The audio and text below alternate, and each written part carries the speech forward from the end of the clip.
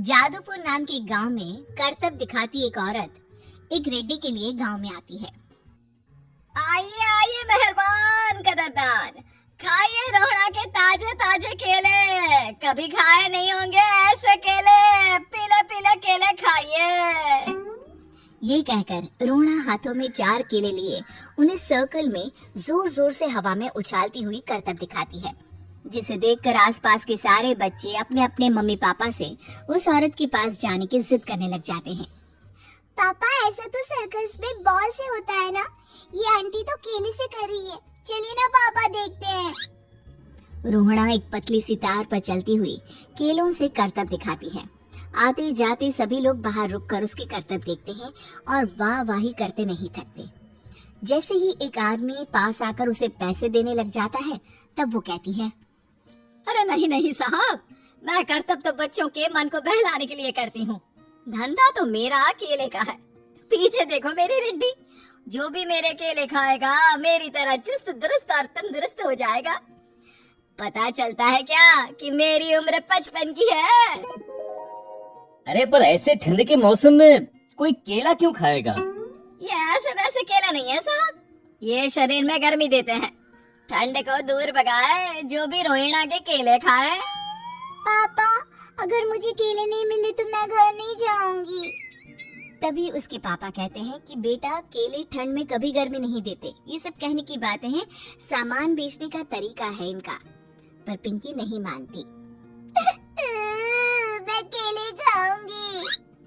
पिंकी की जिद के आगे नत्थू हार जाता है और उसे केले खरीद कर दे देता है। पिंकी खुश होकर केले घर ले आकर खाती है। अब मैं भी करतब करूंगी, कितना मजा आएगा, जादुई केले। पिंकी पहला केला खत्म भी नहीं करती कि वो बेहोश हो जाती है। दूसरे केले से एक काला धुआं आता है और रोहड़ा चुड़ैल बनकर बाहर निकल आती है। मेरे भूतिया केले बच्चे न खाए, ऐसा हो ही नहीं सकता। जादूपुर वालों, कब तक बचोगे? आ गई हूँ मैं रोहड़ा, जिसका कोई नहीं कर सकता सामना। रोहड़ा पिंकी को गोद में उठाकर काले धुएं में कहीं गायब हो जाती है। शाम के वक्त नत्थू घर लौटता है और पिंकी को घर में ना पाकर उसकी माँ से कहता है, माँ पिंकी कहाँ है? अरे बेटा, उसे तो तू सुबह करतब दिखाने ले गया था ना, फिर कहाँ वापस आए तुम दोनों? मुझे लगा तू उसे अपने साथ मंडी ले गया होगा। हे भगवान, मेरी बच्ची कहाँ गई? मैं उसे घर ही तो छोड़कर गया था माँ। नत्थू गांव के घर कोने में अपनी बेटी को ढूंढता है, पर उसे वो कहीं नहीं मिलती। परेशान होकर आके रो रो कर नत्थू हिम्मत हार कर घर लौट आता है। अगली सुबह रोहड़ा फिर से करतब दिखाने आती है और इस बार पिंकी की तरह रोनी केले खरीद लेता है। 50 रुपए दिए थे पापा ने, सारे पैसों की मैंने केले खरीद लिए हैं। अब मैं भी आंटी की तरह ही करतबबाज बन जाऊंगा। यही सोचते हुए रोनी केले खाता है और पहला अकेला केला आधा खत्म भी नहीं करता कि चुड़ैल उसके सामने आ जाती है। मेरे साथ चलने का समय आ गया है रोनी।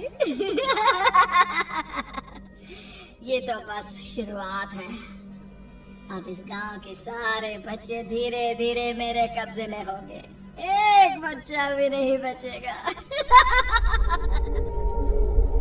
ये कहकर रोना रोनी को गोद में लेकर काले धुएं में अदृश्य हो जाती है।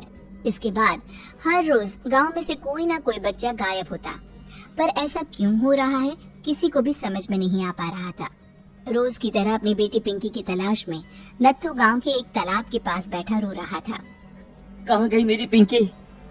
शकुंतला के जाने के बाद एक वही तो मेरा सहारा थी। अरे उसकी आत्मा कोस रही होगी मुझे कि मैं अपनी बच्ची को संभाल भी नहीं पाया। नत्थू ये कहता हुआ रो ही रहा था कि तभी तालाब में से उसे शकुंतला की आवाज सुनाई देती है। कहाँ थी तुम शकुंतला?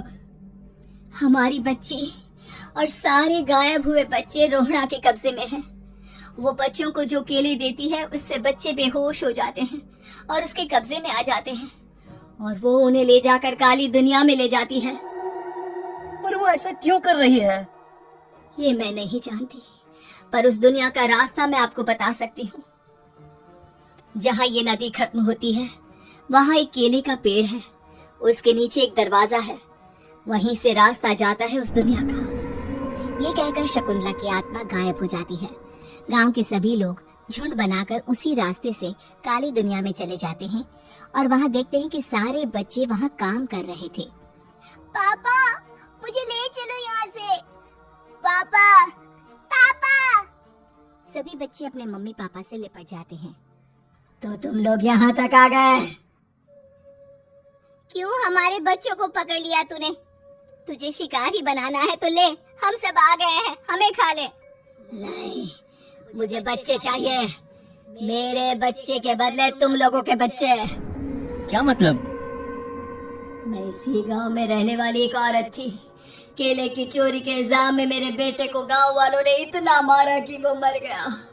उसी दिन मैंने ठान लिया कि गांव वालों का भी वही हाल करूंगी। कुछ दिन बाद बेटे के चले जाने के दुख में मैं भी मर गई और मेरी भटकती आत्मा एक चुड़ैल बन गई। और फिर मैंने बदला लिया तुम सबके बच्चे छीनकर। बर्दाश्त नहीं कर पाए ना, सोचो मुझ पर क्या बीती होगी। हमें माफ कर दो रोड़ा। पता नहीं है किसकी गलती थी, पर हम सभी माफी मांगते हैं। हमारी खुशियाँ लौटा दो, तुम भी तो एक माँ हो। गांव वालों की बात सुनकर रोना का मन पिघल जाता है और वो बच्चों को छोड़ देती है। उसके बाद काली दुनिया बच्चों के लिए जादुई दुनिया बन जाती है। अब कोई भी कभी भी वहां आ जा सकता था।